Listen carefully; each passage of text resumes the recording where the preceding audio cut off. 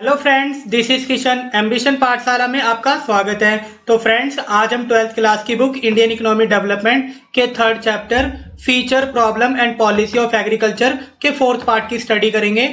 तो फ्रेंड्स, जैसा कि मैंने पहले आपको बताया था, इस चैप्टर को समझने के लिए मैंने इसे 5 मेजर पॉइंट्स में डिवाइड करा है। तो फ्रेंड्स, अगर आप इस चैप्टर की प्रीवियस वीडियोस को देखना चाहते हैं तो प्लेलिस्ट में जाकर आप वीडियोस को देख सकते हैं। तो फ्रेंड्स, जैसा कि importance of agriculture in Indian economy and second feature of Indian agriculture and problem of Indian agriculture, अगर आप इन टॉपिक्स की वीडियोस को देखना चाहते हैं तो प्लेलिस्ट में जाकर आप वीडियो को देख सकते हैं। तो फ्रेंड्स, आज हम इस चैप्टर के बहुत ही ज्यादा इंपॉर्टेंट टॉपिक की स्टडी करेंगे, एग्रीरियन रिफॉर्म्स। तो फ्रेंड्स, जो एग्रीरियन रिफॉर्म्स थे उन्हें एग्रीकल्चर रिफॉर्म्स के नाम से भी जाना जाता था, और फ्रेंड्स वाइडर टर्म में इन्हें देखा जाए तो ग्रीन रेवोल्यूशन के नाम से जाना जाता है। तो फ्रेंड्स, जो एग्रीरियन रिफॉर्म्स थे वो इंडिया के अंदर बहुत ज्यादा मैंडेटरी थे, बिकॉज इससे पहले जो कृषि का जो मेथड था, मतलब एग्रीकल्चर करने का जो प्रोसेस था, वो ट्रेडिशनल था, कन्वेंशनल था। उसके अंदर जो मॉडर्न टेक्नोलॉजी थी उसका यूज नहीं होता था। इसलिए उस समय पर जो हमारे इंडियन एग्रीकल्चर के अंदर जो प्रोडक्टिविटी थी और प्रोडक्शन थी वो बहुत कम थी। उसकी वजह से डोमेस्टिक डिमांड भी पूरी नहीं हो पाती थी, एक्सपोर्ट करने की तो बात ही दूर है। तो फ्रेंड्स, एग्रीरियन रिफॉर्म्स को अच्छे से डिटेल में आज हम समझेंगे। फ्रेंड्स, टॉपिक को स्टार्ट करते हैं, एग्रेरियन रिफॉर्म्स। तो फ्रेंड्स, जैसे मैंने बताया था, एग्रेरियन रिफॉर्म्स को रिफॉर्म इन इंडियन एग्रीकल्चर भी बोलते हैं, या तो आप और बड़े तौर पे समझना चाहते हो तो ग्रीन रेवोल्यूशन के नाम से भी आप इसे समझ सकते हो। तो फ्रेंड्स, एग्रेरियन रिफॉर्म्स थे जो उसके अंदर 3 टाइप्स के रिफॉर्म्स हुए थे। सबसे पहले टेक्निकल रिफॉर्म्स हुए थे, फिर इंस्टीट्यूशनल रिफॉर्म्स हुए थे जिन्हें लैंड रिफॉर्म्स के नाम से भी जाना जाता है, और फ्रेंड्स लास्ट थे जनरल रिफॉर्म्स। तो फ्रेंड्स, जो एग्रेरियन रिफॉर्म्स थे ये उसका कंप्लीट टेबल है।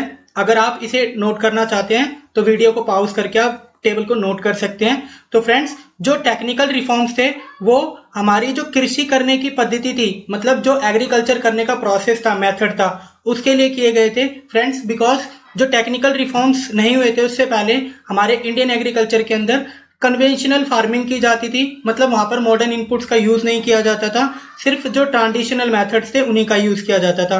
तो फ्रेंड्स, टेक्निकल रिफॉर्म्स होना बहुत जरूरी था, बिकॉज हमारे इंडिया के अंदर जो एग्रीकल्चर सेक्टर की जो प्रोडक्टिविटी थी और प्रोडक्शन था वो बहुत ही कम था। तो टेक्निकल रिफॉर्म्स होने के बाद से फ्रेंड्स हमारे इंडियन एग्रीकल्चर की प्रोडक्टिविटी और प्रोडक्शन बहुत हाई लेवल से इंक्रीज हुए हैं। तो फ्रेंड्स, जो टेक्निकल रिफॉर्म्स थे उसके अंदर जैसे यूज ऑफ HYV सीड्स, मतलब जिन्हें हाई यील्डिंग वैरायटी सीड्स कहा जाता है, इनको यूज करने के बाद से हमारे इंडिया के अंदर जो क्रॉप प्रोडक्टिविटी है उसके अंदर बहुत ज्यादा इंक्रीज हुआ है।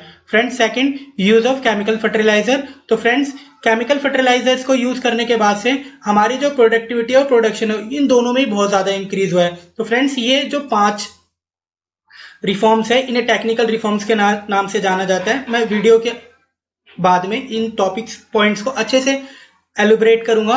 तो फ्रेंड्स, अभी जो इंस्टीट्यूशनल रिफॉर्म्स हैं, तो फ्रेंड्स जो इंस्टीट्यूशनल रिफॉर्म्स हुए थे वो जनरली जो हमारे एग्रीकल्चर सेक्टर के अंदर जो सोशल बुराइयां थी, सामाजिक बुराइयां थी, उनको दूर करने के लिए किए गए थे, इनके ऊपर काबू पाने के लिए किए गए थे। सर, जो एग्रीकल्चर सेक्टर के अंदर प्रॉब्लम्स थी, जैसे लैंड रेवेन्यू सिस्टम था, और जो लैंडलॉर्ड्स थे वो टिलर ऑफ सॉइल्स का ज्यादा शोषण करते थे। तो फ्रेंड्स, इन्हीं को सब बुराइयों को दूर करने के लिए इंस्टीट्यूशनल रिफॉर्म्स किए गए थे, जैसे एबोलिशन ऑफ इंटरमीडिएट। तो फ्रेंड्स, इसी तरीके के बहुत सारे रिफॉर्म्स हुए थे, जैसे regulation of rent, consolidation of holdings, ceiling on land holdings and redistribution of surplus land, last cooperative farming. तो फ्रेंड्स, जो लास्ट में जो जनरल रिफॉर्म्स हुए थे वो फ्रेंड्स जो हमारी क्रेडिट फैसिलिटीज थी फार्मर्स को वो प्रोवाइड करने के लिए किए गए थे। मतलब फार्मर्स की जो लोन की रिक्वायरमेंट होती है, फाइनेंस की रिक्वायरमेंट होती है, तो उन्हें इंस्टीट्यूशनल सोर्सेज से लोन अच्छी मात्रा में अवेलेबल हो, तो उसके लिए जनरल रिफॉर्म्स किए गए थे। और फ्रेंड्स, सेकंड, जो हमारी इरिगेशन फैसिलिटीज थी उन्हें अच्छा बेहतर करने के लिए भी जनरल रिफॉर्म्स हुए थे।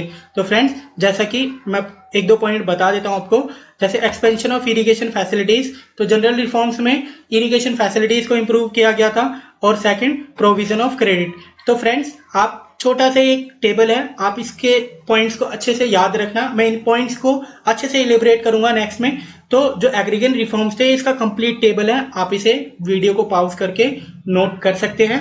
तो अब टॉपिक को स्टार्ट करते हैं। फ्रेंड्स, टॉपिक को स्टार्ट करते हैं। तो फ्रेंड्स, जैसा कि मैंने पहले बताया था आपको, जो एग्रीरियन रिफॉर्म्स थे उसके अंदर 3 प्रकार के रिफॉर्म्स थे। पहला था टेक्निकल रिफॉर्म्स, दूसरा इंस्टीट्यूशनल रिफॉर्म्स, तीसरा जनरल रिफॉर्म्स। तो फ्रेंड्स, जो टेक्निकल रिफॉर्म्स थे उसकी स्टडी करते हैं। तो टेक्निकल रिफॉर्म्स फ्रेंड्स क्यों किए गए थे? बिकॉज फ्रेंड्स हमारे जो एग्रीकल्चर सेक्टर था उसके अंदर बहुत ही आउटडेटेड टेक्नोलॉजी का यूज होता था, इसलिए टेक्निकल रिफॉर्म्स करना हमारी इंडियन गवर्नमेंट के लिए एक प्रायोरिटी वाली बात हो गई थी। तो फ्रेंड्स जो टेक्निकल रिफॉर्म्स थे उसके अंदर टोटल 5 पॉइंट्स हैं।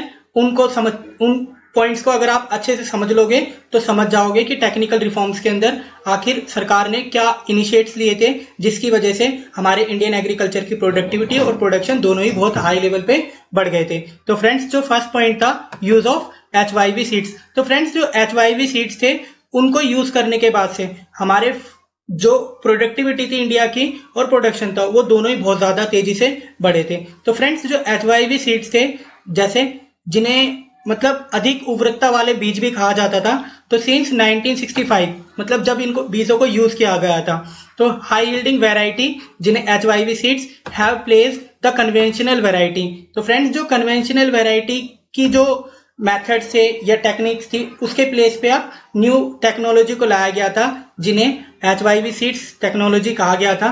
तो इस टेक्नोलॉजी को यूज करने के बाद से फ्रेंड्स हमारे इंडिया के जो प्रोडक्टिविटी थी, प्रोडक्शन थी एग्रीकल्चर सेक्टर की, वो बहुत ज्यादा तेजी से बढ़ी थी।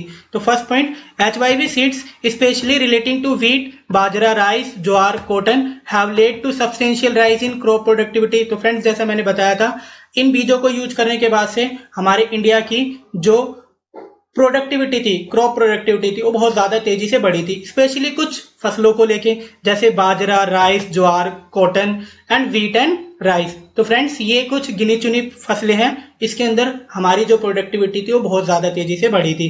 Second point, this breakthrough specially known as green revolution. और फ्रेंड्स इन बीजों को यूज करने के बाद से जो हमारी प्रोडक्टिविटी बढ़ी थी उसको हम ग्रीन रेवोल्यूशन के नाम से जानते हैं। Third, national seed corporation has been set up to promote growth and distribution of seeds. तो फ्रेंड्स जो सीड्स का डिस्ट्रीब्यूशन करने के लिए नेशनल सीड कॉर्पोरेशन की स्थापना की गई थी, जिसकी वजह से ईच स्टेट के अंदर समान रूप से बीजों का डिस्ट्रीब्यूशन हो सके, मतलब किसी भी स्टेट के अंदर शॉर्टेज ना पड़े।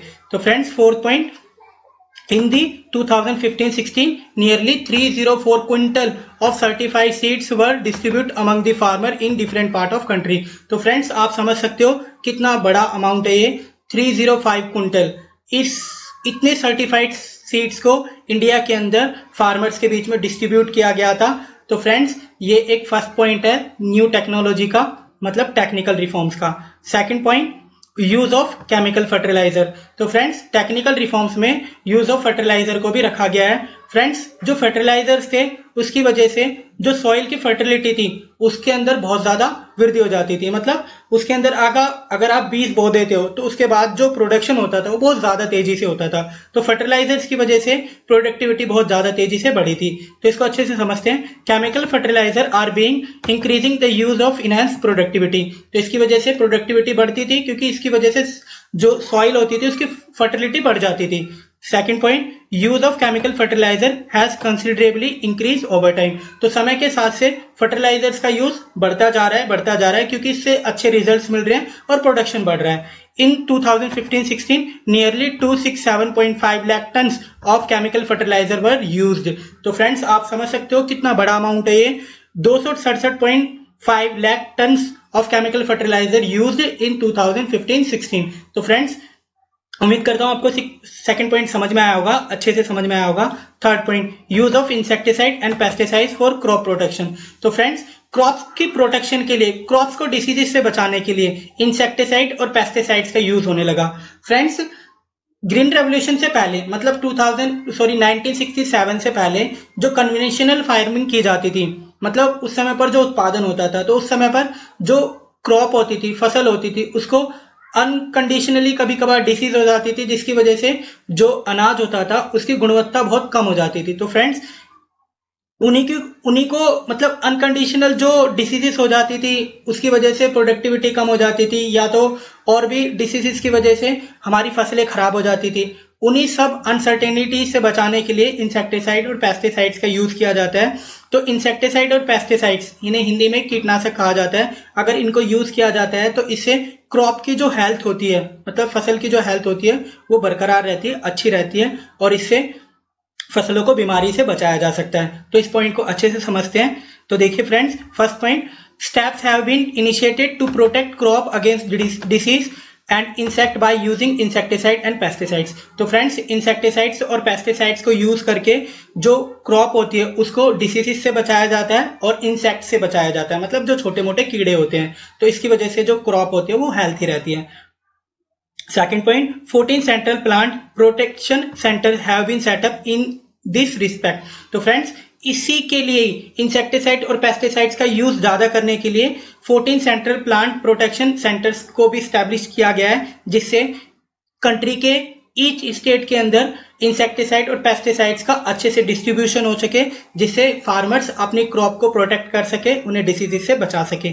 Last point, fourth, plant protection integrated pest management programmes IPMP was adopted along with HYV technology. तो फ्रेंड्स, जो HYV टेक्नोलॉजी थी वो प्रोडक्टिविटी बढ़ाती थी, और जो इंसेक्टिसाइड और पेस्टिसाइड्स थे ये क्रॉप की हेल्थ को मेंटेन करते थे, मतलब क्रॉप को डिसीज से और बीमारी से बचाते थे। तो फ्रेंड्स, इनके लिए इंटीग्रेटेड प्रोग्राम्स चलाए गए थे, जिन्हें इंटीग्रेटेड पेस्ट मैनेजमेंट प्रोग्राम के नाम से जाना जाता है, IPMP के नाम से भी जाना जाता है। तो फ्रेंड्स, आगे चलते हैं। फ्रेंड्स, 4 पॉइंट की स्टडी करते हैं, साइंटिफिक फार्म मैनेजमेंट प्रैक्टिसेस। तो फ्रेंड्स, मतलब ग्रीन रेवोल्यूशन से पहले, मतलब टेक्निकल रिफॉर्म से पहले जो कन्वेंशनल फार्मिंग की जाती थी, तो उस समय पर जो ट्रेडिशनल मेथड्स थे उनके अंदर क्या होता था, जो मैन्यूर के तौर पर आप किसका यूज करते थे, काउ डक का यूज करते थे। और फ्रेंड्स, उस समय पर मशीनों का यूज तो होता नहीं था, उसके प्लेस में मैन पावर का यूज होता था, इसलिए जो हमारी प्रोडक्टिविटी थी वो बहुत कम हुआ करती थी। और फ्रेंड्स, जब तक साइंटिफिक फार्म मैनेजमेंट प्रैक्टिसेस नहीं आया था, उससे पहले फैलोविंग की प्रॉब्लम भी बहुत ज्यादा होती थी, मतलब परते की। मतलब फैलोविंग का मतलब क्या होता है कि जो पीस ऑफ लैंड होती है उसे कुछ समय के लिए खाली छोड़ दिया जाता है, जिससे जो सॉइल होती है वो अपनी फर्टिलिटी को रीगेन कर सके। तो friends, scientific farm management practices के आने के बाद से जो फैलोविंग की प्रॉब्लम है उसको दूर कर दिया गया। और फ्रेंड्स, जो कन्वेंशनल फार्मिंग की जाती थी उसकी वजह से जो प्रोडक्टिविटी और प्रोडक्शन कम होता था उसके ऊपर भी ओवरकम कर लिया। तो फ्रेंड्स, इस पॉइंट को अच्छे से पढ़ते हैं। To give a more priority scientific cultivation as against conventional farming. तो फ्रेंड, मैंने जैसे बताया था आपको, जो कन्वेंशनल फार्मिंग थी वो इतनी प्रोडक्टिविटी नहीं थी, तो इसके प्लेस पे साइंटिफिक फार्म मैनेजमेंट प्रैक्टिसेस को प्रमोट किया गया, मतलब साइंटिफिक एग्रीकल्चर को ज्यादा बढ़ावा दिया गया। तो फ्रेंड्स, इसको अच्छे से समझते हैं। तो जो scientific methods of farming relate to, ये किससे रिलेटेड होते हैं, जैसे selection of crop and their quality, मतलब यहाँ पर जो क्रॉप का सिलेक्शन किया जाता था और उसकी क्वालिटी कैसे रहनी है, अच्छी रखनी है, थोड़ी बेकार रखनी है, या बहुत अच्छी रखनी है। Second point, preparation of soil. तो फ्रेंड्स, यहाँ पर सॉइल को प्रिपेयर किया जाता है, मतलब सॉइल की जो फर्टिलिटी है उसको रीगेन करने का एक मेथड होता है, उसको यूज किया जाता है। Third point, rotation of crop. तो फ्रेंड्स, जो कन्वेंशनल फार्मिंग थी उसके अंदर क्या होता था, एक ही फसल को लैंड पे किया जाता था, जिसकी वजह से सॉइल की हेल्थ बिल्कुल खराब हो जाती थी और सॉइल की फर्टिलिटी खत्म हो जाती थी।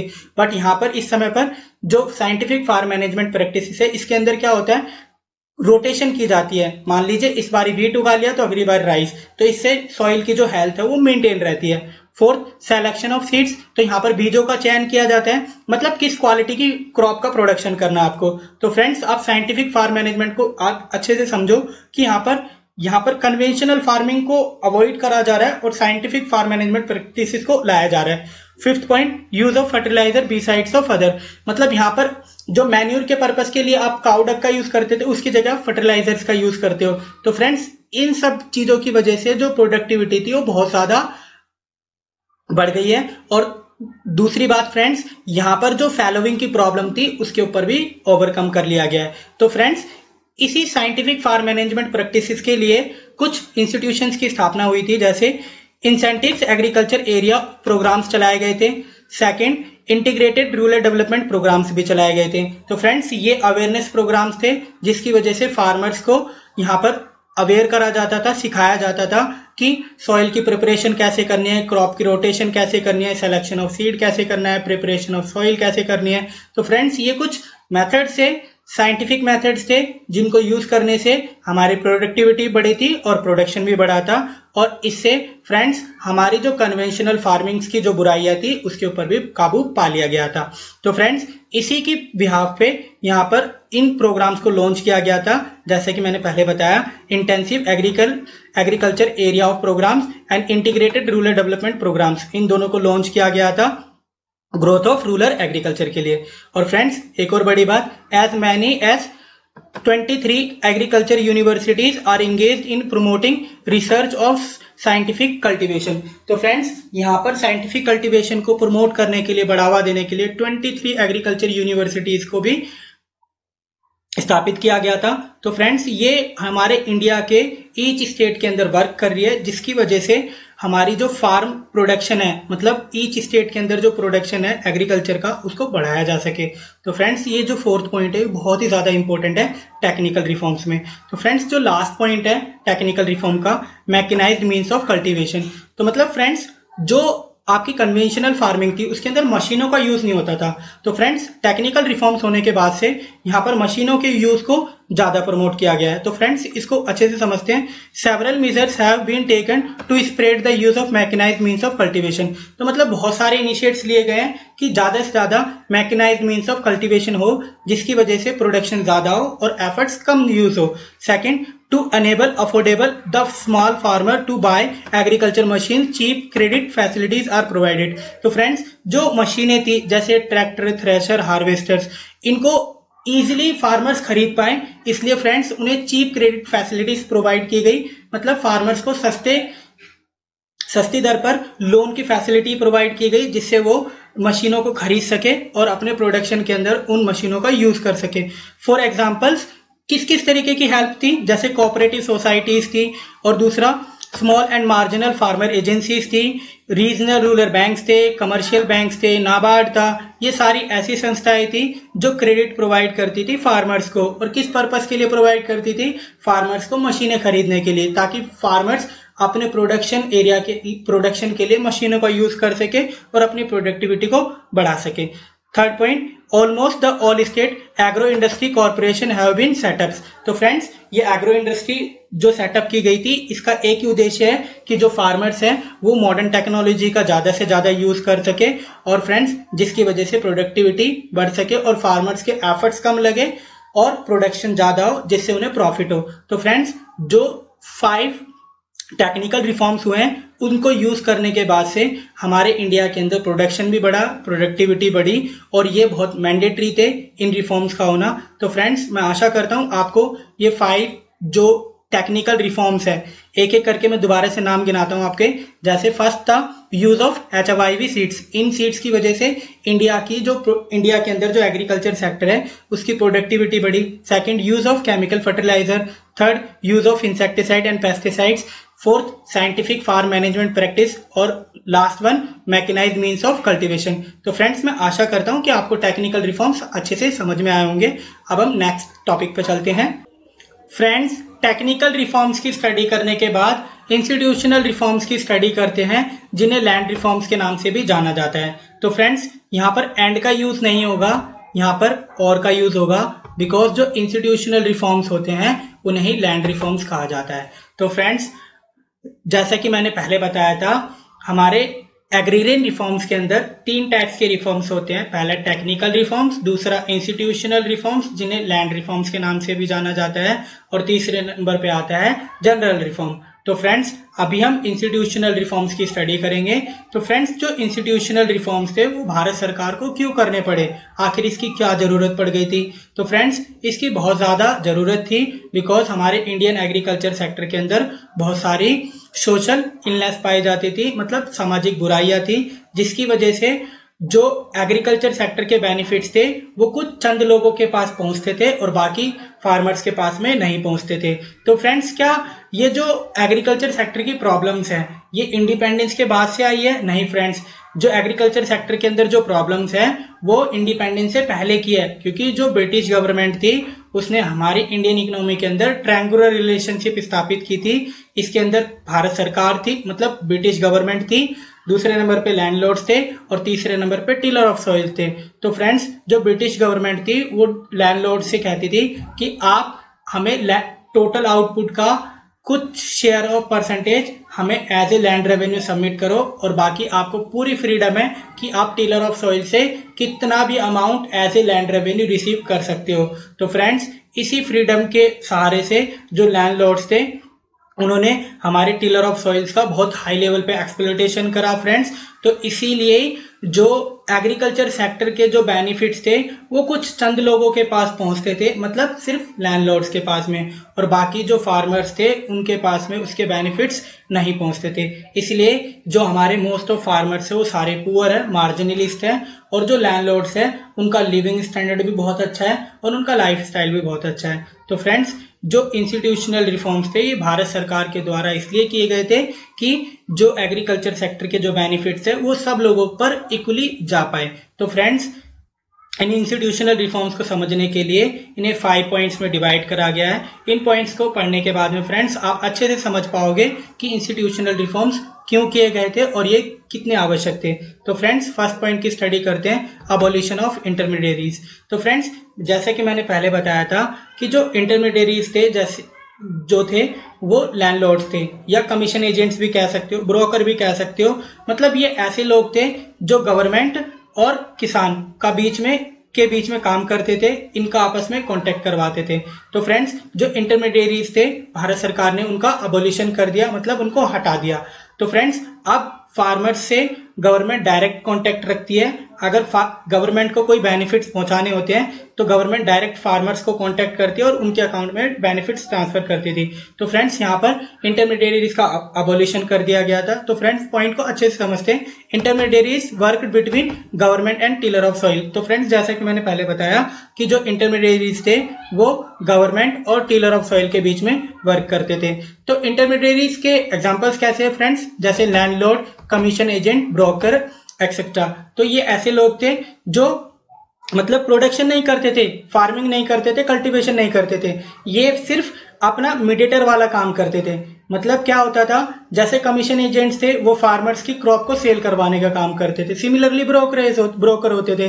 बट जो लैंडलॉर्ड्स थे वो अपनी लैंड को टिलर ऑफ सॉइल्स को किराए पे दे देते थे और जो आउटपुट होता था उसका कुछ परसेंटेज शेयर रिसीव करते थे। तो फ्रेंड्स, भारत सरकार ने अबॉलिशन कर दिया किनका? इंटरमीडियरीज का। मतलब अब सरकार के बीच में और फार्मर्स के बीच में कोई तीसरा पर्सन नहीं होएगा। तो फ्रेंड्स, ये हमारी इंडियन एग्रीकल्चर के अंदर एक जिसे हिस्टोरिकल स्टेप कहा जाता है वो लिया गया था हमारी भारत सरकार के द्वारा और ये बहुत जरूरी था। Second point, intermediaries popularly known as zamindar have been abolished. और भारत सरकार ने जमींदारों को अबॉलिश कर दिया। अब उनका कोई रोल नहीं था गवर्नमेंट और टिलर ऑफ सॉइल को कॉन्टेक्ट कराने में। Third point, ownership right have been transferred to actual cultivator of soil. तो फ्रेंड्स, जो भारत सरकार थी उसने ऑनरशिप राइट किसको दे दिए? एक्चुअल कल्टीवेटर को। और किन से ले लिए? जमींदारों से ले लिए। तो फ्रेंड्स, ये बहुत ऐतिहासिक फैसला था भारत सरकार का और ये जरूरी था friends. Fourth point, this has been done with the view of stopping exploitation of cultivation by the zamindar. तो फ्रेंड्स, जो जमींदार थे उनके द्वारा जो एक्सप्लॉयटेशन किया जाता था टिलर ऑफ सॉइल्स का, तो उसी को स्टॉप करने के लिए, मतलब जो एक्सप्लॉयटेशन किया जाता था उसी को स्टॉप करने के लिए भारत सरकार ने अबॉलिशन कर दिया किसका? इंटरमीडियरीज का। तो फ्रेंड्स, मैं उम्मीद करता हूँ आपको फर्स्ट पॉइंट बहुत अच्छे से समझ में आया होगा। सेकंड पॉइंट पर चलते हैं, regulation on rent.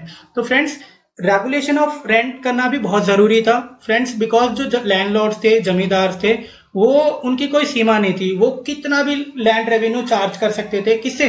Tiller of soil से। तो भारत सरकार ने रेगुलेशन ऑफ रेंट के ऊपर एक फिक्स्ड क्राइटेरिया लगा दिया कि इससे ज्यादा आप रेंट चार्ज नहीं कर सकते। तो फ्रेंड्स, वो जो था वो बहुत जरूरी था उसको करना, बिकॉज जो लैंडलॉर्ड्स थे वो अपनी मनमर्जी चलाते थे और वो टिलर ऑफ सॉइल का बहुत हाई लेवल पे एक्सप्लॉयटेशन करते थे। तो फ्रेंड्स, इसको समझते हैं। To stop the farmer actual cultivator exploitation by the landlords. तो फ्रेंड्स, जो लैंडलॉर्ड्स के द्वारा जो एक्सप्लॉयटेशन किया जाता था शेयरिंग आउटपुट को लेके, उसको स्टॉप करने के लिए भारत सरकार ने रेगुलेशन ऑन रेंट लगाया था। इसके अंदर दो चीजें की गई थी। Rent have been fixed, rent को फिक्स कर दिया गया था। और फ्रेंड्स, जो फिक्स किया था तो कितना कर दिया गया था? तो 1/3 कर दिया गया था of the value of crop. मतलब जो वैल्यू ऑफ क्रॉप होगी उसका 1/3 शेयर कौन ले सकता था? लैंडलॉर्ड ले सकता था। इससे ज्यादा नहीं ले सकता था फ्रेंड, इससे कम ही ले सकता था। तो रेगुलेशन ऑफ रेंट भी एक बहुत अच्छा इंस्टीट्यूशनल रिफॉर्म था। आगे चलते हैं फ्रेंड्स, कंसोलिडेशन ऑफ होल्डिंग्स। तो फ्रेंड्स, जो कंसोलिडेशन ऑफ होल्डिंग मतलब चकबंदी, यहाँ पर क्या होता है फ्रेंड्स, जो जैसे कि हमने पीछे एग्रीकल्चर प्रॉब्लम्स के अंदर भी पढ़ा था कि हमारे इंडिया के अंदर जो लैंड होल्डिंग्स है वो बहुत छोटी है और स्कैटर है। मतलब एक पीस ऑफ लैंड यहाँ पर है तो दूसरा पीस ऑफ लैंड बहुत दूर होएगा। तो फ्रेंड्स उनका कंसोलिडेशन कर दिया गया था, मतलब चकबंदी कर दी गई थी। यहाँ पर फ्रेंड्स जो स्कैटर लैंड होल्डिंग्स थी उन्हें एक स्थान पर लाया गया था जिससे मॉडर्न इनपुट्स का यूज हो सके और क्रॉप प्रोडक्शन की मतलब जो एग्रीकल्चर सेक्टर उसकी प्रोडक्टिविटी बढ़ाई जा सके और प्रोडक्शन बढ़ाया जा सके। तो फ्रेंड्स ये जो चकबंदी थी ये भी बहुत ऐतिहासिक फैसला था, तो इसे अच्छे से समझते हैं। With the view of reducing fragmentation, steps have been initiated for consolidation to get together of holdings। तो फ्रेंड्स जो कंसोलिडेशन थी मतलब चकबंदी थी वो बहुत ही ज़्यादा इंपॉर्टेंट थी, बिकॉज जो हमारी लैंड होल्डिंग्स थी वो बहुत छोटी थी। और दूसरी बात फ्रेगमेंटेशन थी, मतलब बहुत एक पीस ऑफ लैंड यहाँ था तो दूसरा वहाँ था। तो ये जो छोटी छोटी लैंड होल्डिंग्स थी इन्हें एक साथ लाया गया। मतलब फ्रेंड एक साथ कैसे, क्या उठा के लिया? नहीं फ्रेंड्स, यहाँ पर क्या था कि मान लो एक फार्मर है, उसके पास 5 पीस ऑफ लैंड है और वो भी बहुत दूर दूर है। तो फ्रेंड्स जितनी उसकी लैंड होती थी ना, तो भारत सरकार ने उसको एक प्लेस पे वो लैंड प्रोवाइड कर दी और बाकी उसकी जितनी भी लैंड्स थी उसको फॉरफिट कर लिया और उतनी लैंड उसको एक प्लेस पे प्रोवाइड कर दी जिससे अब वो मॉडर्न इनपुट्स का यूज कर सकता है और अपनी प्रोडक्टिविटी बढ़ा सकता है, रिसोर्सेज का अच्छे से यूज कर सकता है। तो फ्रेंड्स ये बहुत जरूरी था क्योंकि छोटी लैंड होल्डिंग्स के ऊपर आप मॉडर्न इनपुट्स का यूज नहीं कर सकते थे। Second point, consolidation is practices to allot land to farmer at one place as a replacement of his scatter holdings here and there. तो फ्रेंड्स जैसा कि मैंने बताया था, एक फार्मर है, अगर उसकी लैंड यहाँ वहाँ बिखरी हुई है और छोटी छोटी सी है तो उसकी सारी लैंड को भारत सरकार एक्वायर करती थी, उसके प्लेस पे उसे एक जगह पर लैंड अलॉट कर दी जाती थी जहां पर वो अच्छे से फार्मिंग कर सकता था और मॉडर्न इनपुट्स को यूज कर सकता था, जिससे कॉस्ट ऑफ प्रोडक्शन कम होगी और प्रोडक्शन ज्यादा होगा, जिससे उसे सरप्लस की स्थिति होगी, मतलब मार्केटेबल सरप्लस की सिचुएशन अराइज हो सकती है, अब उसको बाद में मार्केट में बेच भी सकता था। Third point, it save the cost of cultivation, और इसकी वजह से कल्टीवेशन की कॉस्ट भी कम होगी, मतलब प्रोडक्शन कॉस्ट कम आएगी। Fourth point, since 2004 more than 1633 lakh hectare of land was brought under the consolidation of holding. तो फ्रेंड्स 2004 तक 1633 लाख हेक्टेयर लैंड को एक साथ लाया गया है कंसोलिडेशन होल्डिंग्स कैंपेन के थ्रू। तो फ्रेंड्स यहाँ पर जो कंसोलिडेशन होल्डिंग्स था ये पॉइंट आपको अच्छे से समझ में आया होगा। अब नेक्स्ट पॉइंट की स्टडी करते हैं। Fourth point, ceiling on land holdings and redistribution of surplus land. तो friends ceiling on land holding का मतलब क्या होता है? तो friends ceiling on land holding का मतलब होता है कि एक इंडिविजुअल मैक्सिमम कितनी लैंड होल्डिंग्स होल्ड कर सकता है, मतलब एक्वायर कर सकता है, पोजीशन में रख सकता है। तो फ्रेंड्स भारत सरकार ने एक मैक्सिमम लिमिट डिसाइड कर दी थी, अगर उससे ज्यादा किसी इंडिविजुअल के पास में लैंड होती थी तो फ्रेंड्स भारत सरकार उस लैंड को एक्वायर करती थी या आप कह सकते हो फॉरफिट करती थी, और उस फॉरफिटेड लैंड को फ्रेंड्स सरकार उन लोगों को देती थी, उन फार्मर्स को देती थी जो लैंडलेस होते थे या लेबर होते थे। तो फ्रेंड्स इस तरीके से जो एक्स्ट्रा लैंड होती थी जो कि एक इंडिविजुअल के पास में होनी चाहिए और उससे ज्यादा उसके पास है, तो फ्रेंड्स उस एक्स्ट्रा लैंड को भारत सरकार उन लोगों से लेकर उन लैंडलेस लेबर्स को देती थी या टीलर ऑफ सॉइल्स को दे देती थी जिन्हें उन्हें एक्चुअल में रिक्वायरमेंट है। तो फ्रेंड इस पॉइंट की अच्छे से स्टडी करते हैं। With the view of promoting equality in the distribution of land, ceiling has been imposed on the holdings। तो फ्रेंड्स भारत सरकार का एक ओपिनियन था, एक व्यू था कि लैंड डिस्ट्रीब्यूशन के अंदर थोड़ी इक्वलिटी होनी चाहिए, बिकॉज फ्रेंड्स यहाँ पर देखा गया था जो लैंडलॉर्ड्स थे उनके पास में इतनी ज्यादा लैंड हुआ करती थी जिसकी काउंटिंग उन लैंडलॉर्ड्स को खुद भी नहीं होती थी। तो फ्रेंड्स इसीलिए इस भारत सरकार ने एक मैक्सिमम लिमिट डिसाइड कर दी, अगर उस लैंड उतनी लैंड से ज्यादा अगर किसी लैंडलॉर्ड के पास में लैंड होती थी तो भारत सरकार उस लैंड को फॉरफिट करती थी और उस फॉरफिट करने के बाद उस लैंड को लैंडलेस लेबर को दे देती थी जो एज ए वर्कर काम करते थे जमींदारों के पास में, या एक्चुअल कल्टीवेटर को दे देती थी। तो फ्रेंड्स इससे भारत सरकार का एक सीधा व्यू जाता था कि वो इक्वलिटी को प्रमोट कर रही थी। Second point, ceiling on holding is maximum size of cultivation land holding that an individual और फैमिली कैन होल्ड। तो फ्रेंड्स मैंने जैसे बताया सीलिंग ऑन होल्डिंग का मतलब होता है maximum size of cultivation land holding that individual और फैमिली मतलब एक इंडिविजुअल और फैमिली के द्वारा maximum size of land holdings जो एक्वायर की जाती है, अगर उससे ज्यादा उसके पास में लैंड है तो उसे भारत सरकार द्वारा एक्वायर कर लिया जाएगा। Third point, the surplus of land has been forfeited by the government as the redistribution among the actual cultivator और लैंडलेस लेबर।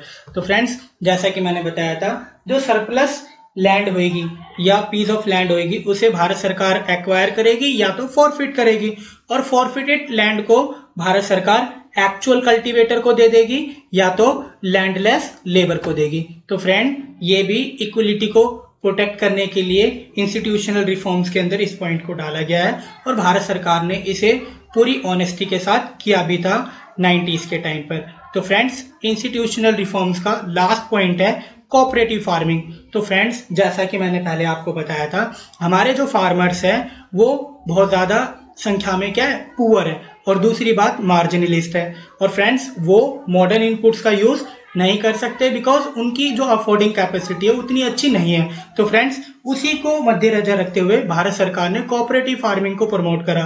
तो फ्रेंड्स, आखिर ये कोऑपरेटिव फार्मिंग होती क्या है? तो फ्रेंड्स, इसके अंदर क्या होता है कि 4-5 फार्मर्स आपस में मिलकर मॉडर्न इनपुट्स को परचेज करते हैं और उससे फार्मिंग करते हैं, और फार्मिंग करने के बाद में जो प्रोडक्शन होता है उसे मार्केट के अंदर बेचते हैं। इससे उनकी बार्गेनिंग स्ट्रेंथ बढ़ती है, प्रोडक्शन बढ़ता है। तो फ्रेंड्स, कोऑपरेटिव फार्मिंग को अच्छे से समझते हैं। Cooperative farming is increased to enhance bargaining power of small farmers. तो फ्रेंड्स, जैसे कि मैंने आपको बताया था, जो कोऑपरेटिव फार्मिंग है वो फार्मर्स की बार्गेनिंग पावर को बढ़ाती है, क्योंकि अगर मान लीजिए फ्रेंड्स एक सिंगल फार्मर है, दूसरी बात वो पुअर है, तो मॉडर्न इनपुट्स को खरीद ही नहीं सकता।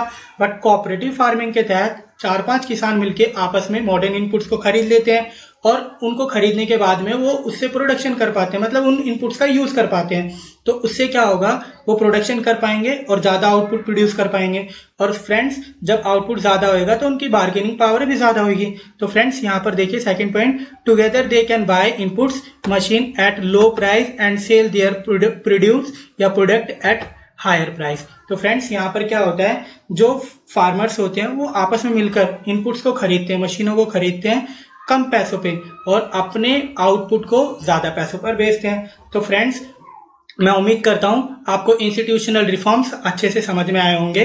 तो फ्रेंड्स, इंस्टीट्यूशनल रिफॉर्म्स के अंदर 5 पॉइंट्स हैं। पहला, अबॉलिशन ऑफ इंटरमीडियरीज। दूसरे नंबर पे रेगुलेशन ऑन रेंट।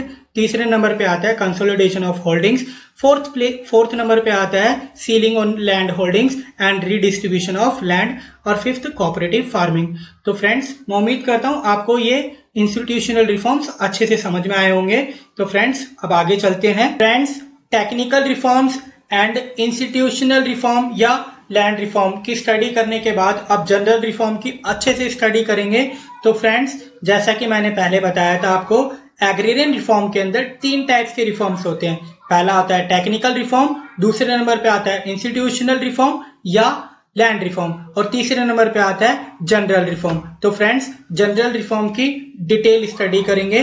तो फ्रेंड्स, भारत सरकार के द्वारा एग्रीकल्चर सेक्टर के अंदर जनरल रिफॉर्म क्यों किए गए थे? तो फ्रेंड, इसके पीछे भारत सरकार का एक सीधा सीधा ऑब्जेक्टिव था कि हमारे जो फार्मर्स हैं उनकी क्रेडिट फैसिलिटीज को बढ़ाया जाए और इरिगेशन फैसिलिटीज को बढ़ाया जाए। तो फ्रेंड्स, इन्हीं के रिगार्डिंग हम डिटेल स्टडी करेंगे जनरल रिफॉर्म्स की। तो पहला point, expansion of irrigation facilities. तो फ्रेंड्स, भारत सरकार का एक ऑब्जेक्टिव है कि इरिगेशन फैसिलिटीज को ज्यादा से ज्यादा बेटर किया जाए, इनहेंस किया जाए। बिकॉज फ्रेंड्स, हमारी सरकार जानती है कि एग्रीकल्चर सेक्टर हमारी इंडियन इकोनॉमी की बैकबोन है और वो जीडीपी के लिए कितना इंपॉर्टेंट है। तो फ्रेंड्स, भारत सरकार की एक प्राथमिकता है कि इरिगेशन फैसिलिटीज को बढ़ाया जाए। तो फ्रेंड्स, इसी के रिगार्डिंग भारत सरकार ने बहुत सारे इनिशिएट करे हैं जिसकी वजह से इरिगेशन फैसिलिटीज को बढ़ाया जा सके। तो फ्रेंड्स, अभी भी देखा जाए तो हमारे जो मोस्ट ऑफ फार्मर्स है वो डिपेंडेंट है रेनफॉल के ऊपर, बिकॉज हमारी जो सरकार है वो कम्प्लीटली फेल हुई है इरिगेशन फैसिलिटीज को इनहेंस करने के लिए, इंप्रूव करने के लिए। तो फ्रेंड इस पॉइंट की डिटेल स्टडी करते हैं। First point, with a view of raising productivity in agriculture, irrigation facilities have been expanded। तो फ्रेंड्स जो इरिगेशन फैसिलिटीज है उसको एक्सपेंड किया गया, बढ़ाया गया, किस व्यू से? प्रोडक्टिविटी बढ़ाने के लिए एग्रीकल्चर सेक्टर के अंदर। दूसरा, सेवरल मेजर एंड माइनर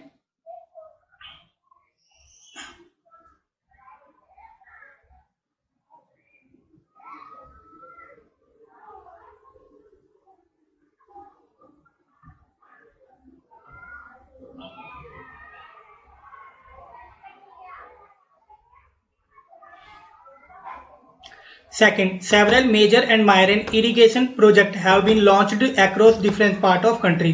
तो फ्रेंड्स इरिगेशन फैसिलिटीज को बढ़ाने के लिए बहुत सारे मेजर और माइनर इरिगेशन प्रोजेक्ट लॉन्च किए गए हैं, जिसकी वजह से इरिगेशन फैसिलिटीज को बढ़ाया जा सके ईच स्टेट ऑफ कंट्री। तो फ्रेंड कुछ इफेक्टिव डाटा बताता हूं मैं आपको। Third point, 1951 only 17% of land was under the permanent means of irrigation. तो friends permanent means of irrigation का मतलब होता है सिंचाई के स्थायी साधन, मतलब बारिश हो या ना हो बट यहाँ पर पानी की अवेलेबिलिटी हो जाती है। तो उतना उस 1951 के टाइम पर कितने एरिया अंडर होता था इसके अंदर? 17%। बट फ्रेंड्स आज इंडिपेंडेंट हुए 70 साल से ज्यादा हो चुके हैं, बट अभी भी हमारे इंडिया के अंदर 50% फार्मर्स से ज्यादा अभी भी वो इंद्र देवता मतलब रेनफॉल के ऊपर डिपेंडेंट है। तो फ्रेंड्स अभी प्रेजेंट के अंदर कितने एरिया के ऊपर permanent means of irrigation facilities अच्छे से अवेलेबल है? वो जस्ट 45% है। तो फ्रेंड आप समझ सकते हो 55% जो हमारे फार्मर्स है वो अभी भी रेनफॉल के ऊपर डिपेंडेंट है। तो fourth point, now 45% approx of land was under the permanent means of irrigation. तो फ्रेंड्स हमारी भारत सरकार ने इतने सारे मेजर माइनर इरिगेशन प्रोजेक्ट्स चलाए, बट फिर भी अभी भी 100% permanent means of irrigation facilities available नहीं हो पाई है। तो फ्रेंड्स मैं उम्मीद करता हूं आपको फर्स्ट पॉइंट अच्छे से समझ में आया होगा। सेकंड पॉइंट की स्टडी करते हैं फ्रेंड्स, प्रोविजन ऑफ क्रेडिट। तो फ्रेंड्स प्रोविजन ऑफ क्रेडिट का मतलब होता है साख का प्रावधान। तो फ्रेंड्स भारत सरकार ने जनरल रिफॉर्म्स के अंदर प्रोविजन ऑफ क्रेडिट को बहुत इंपॉर्टेंस दी, क्योंकि फ्रेंड्स भारत सरकार चाहती थी कि जो फार्मर्स है उन्हें ज्यादा से ज्यादा क्रेडिट इंस्टीट्यूशनल सोर्सेज से मिले, ना कि नॉन इंस्टीट्यूशनल सोर्सेज के ऊपर डिपेंडेंट होना पड़े। तो फ्रेंड्स यहाँ पर आपको दो चीजें समझनी होगी, इंस्टीट्यूशनल सोर्स और नॉन इंस्टीट्यूशनल सोर्स। तो फ्रेंड्स जो इंस्टीट्यूशनल सोर्सेस होते थे जैसे commercial banks, rural development banks, regional rural bank, या फ्रेंड्स कोऑपरेटिव सोसाइटीज, या नाबार्ड, या आरबीआई। तो फ्रेंड्स अगर जो फार्मर्स थे वो इंस्टीट्यूशनल सोर्सेज से लोन लेते थे तो वहां पर रेट ऑफ इंटरेस्ट कम होता था फ्रेंड्स। तो फार्मर्स के पास में एक ऑप्शन रहता था कि वो लोन को रीपे कर सकते हैं at specific period of time. But friends अगर फार्मर्स लोन इंस्टीट्यूशनल सोर्सेज से नहीं ले पाते थे तो फ्रेंड्स उनके पास में एक लास्ट ऑप्शन बचता था नॉन इंस्टीट्यूशनल सोर्सेज से, मतलब गैर संस्थागत स्रोतों से लोन लेने का। तो फ्रेंड्स जो नॉन इंस्टीट्यूशनल सोर्सेस होते हैं उसके अंदर लैंडलॉर्ड्स होते थे, मनी लैंडर्स होते थे, महाजन होते थे, जो या तो फ्रेंड्स इसके अंदर ब्रोकर्स भी होते थे। ये ऐसे लोग होते थे फ्रेंड्स जो फार्मर्स से बहुत high rate of interest charge करते थे और जिसकी वजह से फार्मर्स डेब्ट ट्रैप में फंस के अपनी लैंड्स को नॉन इंस्टीट्यूशनल सोर्सेज को बेच देते थे। तो फ्रेंड्स इसकी वजह से हमारे मोस्ट ऑफ फार्मर्स सुसाइड्स कर लेते थे और ये हमारी एग्रीकल्चर सेक्टर के लिए बहुत बड़ी प्रॉब्लम बनते जा रहे थे। तो फ्रेंड्स इस पॉइंट की डिटेल स्टडी करते हैं। First point, cooperative credit societies have been setup to provide credit to farmers at low rate of interest. तो फ्रेंड्स जो कोऑपरेटिव क्रेडिट सोसाइटीज थी उनको एस्टैब्लिश किया गया और उसके पीछे क्या ऑब्जेक्टिव था कि लो रेट ऑफ इंटरेस्ट पे ये फार्मर्स को क्रेडिट प्रोवाइड करें। Second point, rural development banks have been established to fulfil credit needs of the farmers. तो फ्रेंड्स रूरल डेवलपमेंट बैंक्स जो थे वो फार्मर्स की क्रेडिट नीड्स को पूरा करते थे। तो फ्रेंड्स यहाँ पर आप समझ सकते हो ये इंस्टीट्यूशनल सोर्सेस हैं जो भारत सरकार ने इनको इंक्रेज करा कि ज्यादा से ज्यादा इनकी ग्रोथ हो ताकि फार्मर्स की क्रेडिट नीड्स को पूरा किया जा सके। थर्ड पॉइंट पे friends, at present there are 94,647 primary agriculture credit societies हैं जो रूरल एरिया के अंदर फार्मर्स की क्रेडिट नीड्स को पूरा करती है and 768 primary cooperative agriculture and rural development banks in the country. तो फ्रेंड्स 768 प्राइमरी कोऑपरेटिव एग्रीकल्चर और रूरल डेवलपमेंट बैंक्स हैं जो फार्मर्स की क्रेडिट नीड्स को पूरा कर रहे हैं। तो फ्रेंड्स आप ये समझ सकते हो जो मैं बता रहा हूँ ये सारे के सारे इंस्टीट्यूशनल सोर्सेस हैं और भारत सरकार की प्राथमिकता थी जनरल रिफॉर्म्स के द्वारा कि फार्मर्स की ज्यादा से ज्यादा नीड्स क्रेडिट नीड्स जो है वो इंस्टीट्यूशनल सोर्सेज से पूरी हो। तो फ्रेंड्स इंस्टीट्यूशनल सोर्सेज के अंदर सबसे ज्यादा क्रेडिट प्रोवाइड करने का काम जो करते थे वो कमर्शियल बैंक्स करते थे।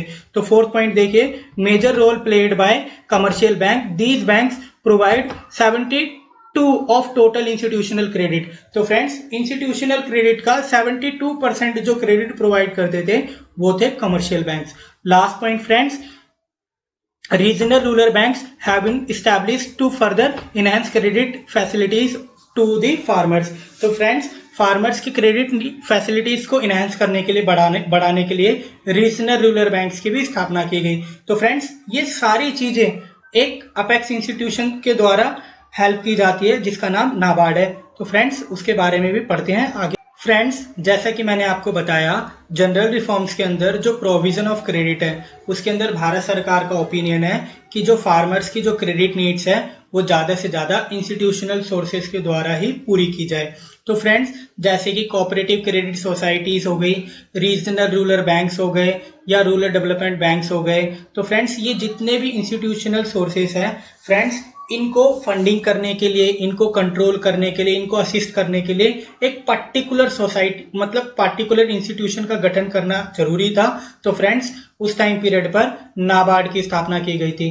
तो फ्रेंड्स नाबार्ड का जो फुल फॉर्म होता है national bank for agriculture and rural development. तो फ्रेंड्स ये इसकी फुल फॉर्म है। इसकी डेफिनेशन जो है friends, NABARD refers to apex institution of all regional rural bank. तो फ्रेंड्स जो रूरल एरिया के अंदर जितने भी इंस्टीट्यूशंस होते हैं, चाहे वो रीजनल रूरल बैंक हो या रूरल डेवलपमेंट बैंक हो या कोऑपरेटिव सोसाइटी हो, क्रेडिट सोसाइटीज हो, इन सबों को कंट्रोल्ड फंडिंग किसके द्वारा की जाती है? नाबार्ड के द्वारा की जाती है। तो फ्रेंड्स जो नाबार्ड है उसकी फॉर्मेशन 12 जुलाई 1982 में हुई थी। इसका जो हेडक्वार्टर है फ्रेंड्स वो मुंबई में है। और फ्रेंड्स नाबार्ड के जो फादर हैं बी शिवारमन कमेटी है। तो फ्रेंड्स पार्टिकुलर एक पर्सन इसका कोई फादर नहीं है, इसकी जो शिवारमन कमेटी मतलब शिवारमन पर्सन है उनकी देखरेख में कमेटी की गठन हुई थी जिसका ऑब्जेक्टिव था कि ऐसे इंस्टीट्यूशन का गठन किया जाए जो फार्मर्स की क्रेडिट नीड्स को इनहेंस कर सके। ऐसे इंस्टीट्यूशन के लिए नाबार्ड को आगे लाया गया। फ्रेंड्स इसके आज के टाइम पर जो चेयरमैन है डॉक्टर GR चिंताला, ये इनके चेयरमैन है। तो फ्रेंड्स नाबार्ड के कुछ फंक्शंस भी है। तो इसका जो फर्स्ट फंक्शन है प्रायोरिटी बेसिस पे enhance credit facilities in the rural area. तो फ्रेंड्स रूरल एरिया की जो क्रेडिट फैसिलिटीज है उसको इनहेंस करना नाबार्ड का काम है। मतलब जो रूरल एरिया के अंदर जितने भी बैंक्स है, इंस्टीट्यूशनल बैंक्स है, उन सबों को फंडिंग का काम कौन करता है? नाबार्ड करता है। तो फ्रेंड्स सेकंड पॉइंट पे है to serve as apex funding agency for the institution providing credit in the rural area. तो फ्रेंड्स रूरल एरिया के अंदर कोई अपेक्स फंडिंग एजेंसी है तो वो है नाबार्ड। तीसरा to coordinate with central government, state government and RBI etcetera. तो फ्रेंड्स जो नाबार्ड है वो सभी गवर्नमेंट्स के साथ कोऑर्डिनेट करती है, स्टेट बैंक के साथ करती है और फ्रेंड्स RBI के साथ भी करती है। तो फ्रेंड्स उम्मीद करता हूं कि आपको प्रोविजन ऑफ क्रेडिट अच्छे से समझ में आया होगा। थर्ड पॉइंट की स्टडी करते हैं regulated markets and cooperative market societies. तो फ्रेंड्स जो रेगुलेटेड मार्केट है या तो इन्हें ऑर्गेनाइज मार्केट भी कहा जा सकता है। तो फ्रेंड्स जो रेगुलेटेड मार्केट्स हैं यहाँ पर कोई भी फार्मर जाके अपने प्रोड्यूस को बेच सकता है और बेटर प्राइस होने पर ही वो उसको बेचता है। यहाँ पर जो फार्मर्स होते हैं उनकी बार्गेनिंग पावर बढ़ जाती है बिकॉज फ्रेंड्स रेगुलेटेड मार्केट्स के अंदर फार्मर्स को वेयर हाउस फैसिलिटी मिलती है। अगर फ्रेंड्स फार्मर्स को उनकी फसल के लिए अच्छे प्राइस नहीं मिलते हैं तो वो उसे उस दिन ना बेचकर नेक्स्ट डे बेचते हैं। इससे फ्रेंड्स फार्मर्स की बार्गेनिंग पावर बढ़ती है और वो जो लॉसेस होते थे पहले ऑर्गेनाइज मार्केट ना होने की वजह से उनको ओवरकम कर लिया। अब फ्रेंड्स फार्मर्स सरप्लस की स्थिति में ही अपने प्रोड्यूस को बेचते हैं तो जनरल रिफॉर्म्स के अंदर रेगुलेटेड मार्केट्स को भी बहुत ज़्यादा इंपॉर्टेंस दी गई थी। तो फ्रेंड्स रेगुलेटेड मार्केट्स को समझते हैं। तो regulated markets have been establish across all part of country. तो फ्रेंड्स जैसा कि मैंने बताया कि जो रेगुलेटेड मार्केट्स थी उसे कंट्री के ईच पार्ट के अंदर एस्टैब्लिश किया गया था, मतलब ईच स्टेट के अंदर, ईच डिस्ट्रिक्ट के अंदर, कि किसी भी फार्मर को किसी प्रकार की प्रॉब्लम ना हो अपने प्रोड्यूस को बेचते टाइम पर। तो फ्रेंड्स इसे और अच्छे से समझते हैं।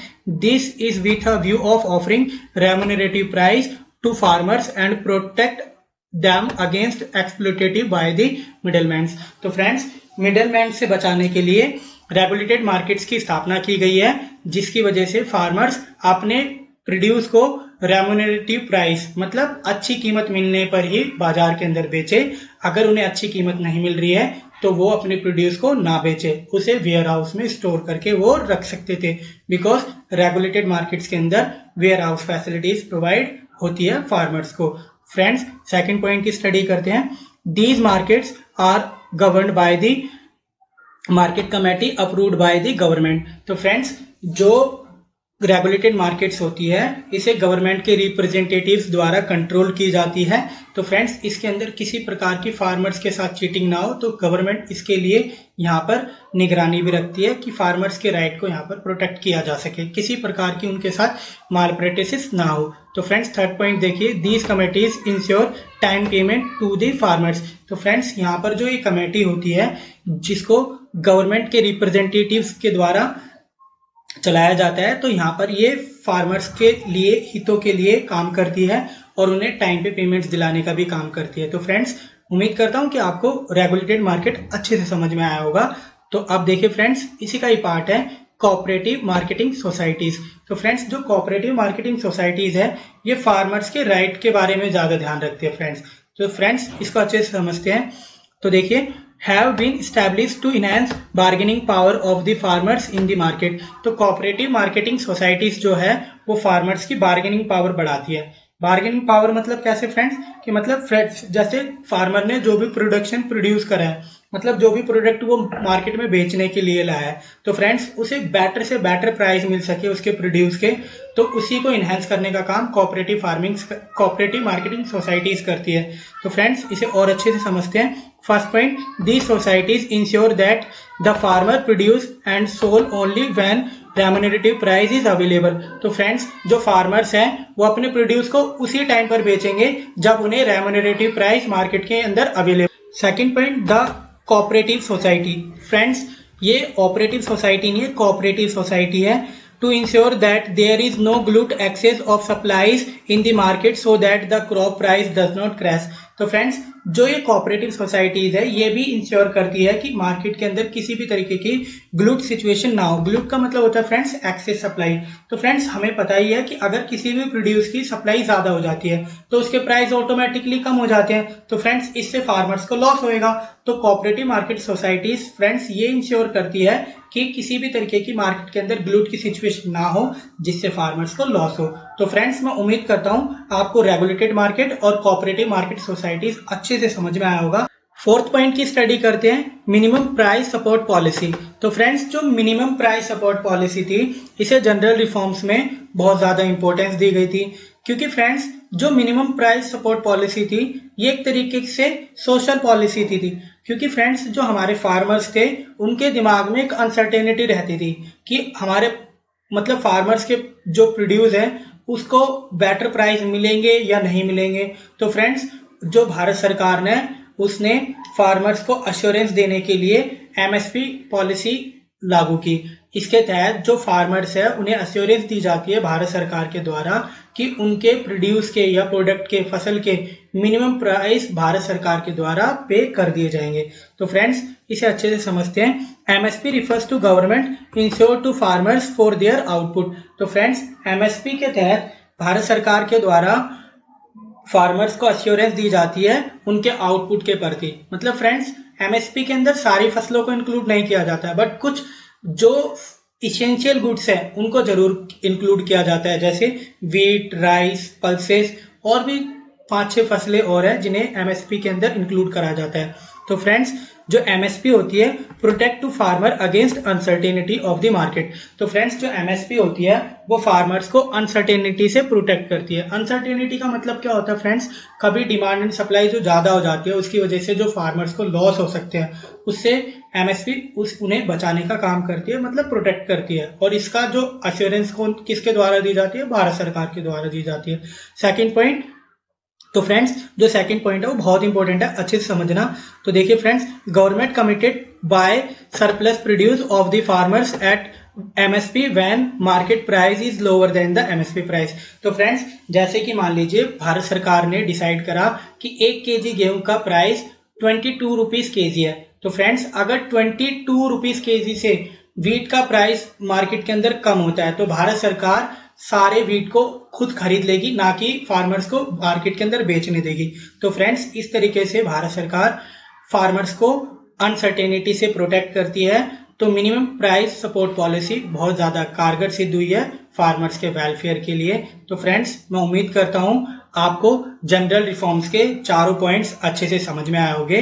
तो पहला पॉइंट क्या था friends, expansion of irrigation facilities. दूसरा पॉइंट क्या था फ्रेंड्स, प्रोविजन ऑफ क्रेडिट। तीसरा पॉइंट क्या था friends, regulated markets and cooperative marketing societies. और फोर्थ पॉइंट क्या था friends, minimum price support policy. तो फ्रेंड्स मैं उम्मीद करता हूं आपको जनरल रिफॉर्म्स अच्छे से समझ में आए होंगे।